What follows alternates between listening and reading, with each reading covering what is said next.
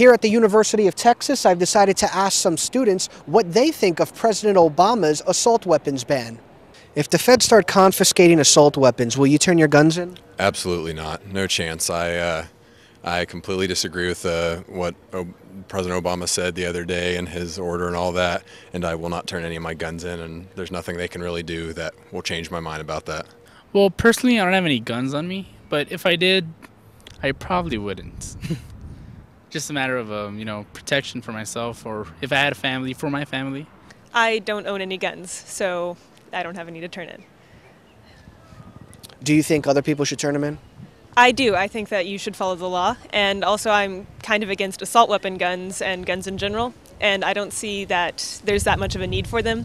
If everyone turns them in, then you won't need them to defend against other people with. I don't own any assault weapons, but I am a gun owner, and my guns would be in compliance with those new laws, and so it wouldn't personally affect me. But if I did own assault weapons, I would comply with the law, because I don't think that other than the headstrong Southern attitude that I have, what's mine is mine, there's no reason to be owning assault weapons in a just personal setting. How do you feel about President Obama bringing children on stage as he talks about gun control, yet he's killed at least 168 kids in drone attacks in Pakistan? I think national security and domestic security are two different issues, and that security abroad is a separate issue entirely from security inside the nation. I feel that's kind of almost hypocritical in a way. Yeah, I don't agree with that. I think that dragging kids into it and having them listen to all this stuff, they do need to be educated, but I think they're way too young, and I think that's wrong. I don't agree with that at all. I mean, I don't think it's fair to bring kids onto the stage as he talks about it. It's kind of unfair to make his point that way, but I think a life's a life and it shouldn't be lost either way. So I think it needs to be on both sides.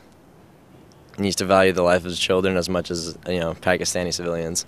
Maybe he feels bad about all the kids that he has unintentionally killed, and he's trying to make up for that by saying that, by bringing the kids on stage.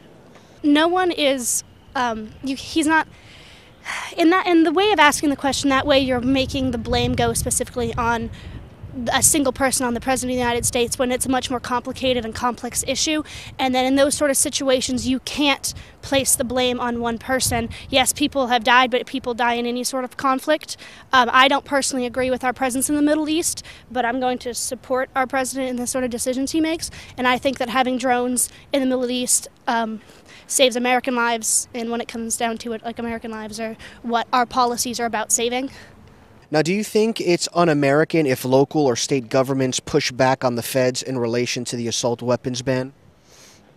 No, I don't think it's un-American, just because I think that within America, each state does have its right to make their own laws. And I don't think that it's un-American. I find that states, when they have enough reason to stray away from the national government, it is their right to do that. I guess it would be considered un-American to push the feds back, because these are the same people that we expect to protect us. These are the same people who we expect to watch our homeland security. Okay, and lastly, can you recite the Second Amendment? The Second Amendment. No, I cannot at this point. I forgot clearly.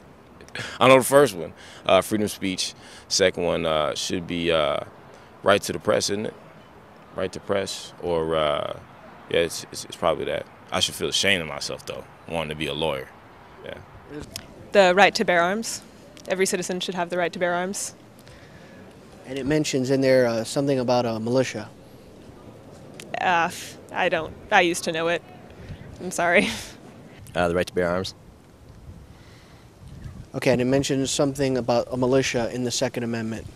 Oh, okay. Oh, my bad. No, I have no idea what it is. Could you say it to me? I cannot. Reporting for InfoWars Nightly News, I'm David Ortiz.